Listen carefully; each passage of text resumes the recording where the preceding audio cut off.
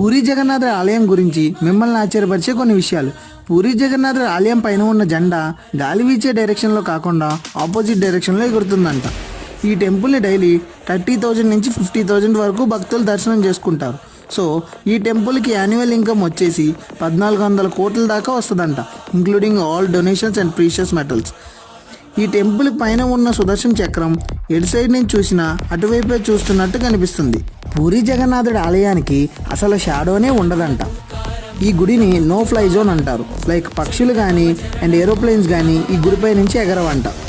గుడి బయట వినిపించే అలల శబ్దం గుడి లోపలికి వెళ్ళగానే ఆగిపోతుందంట.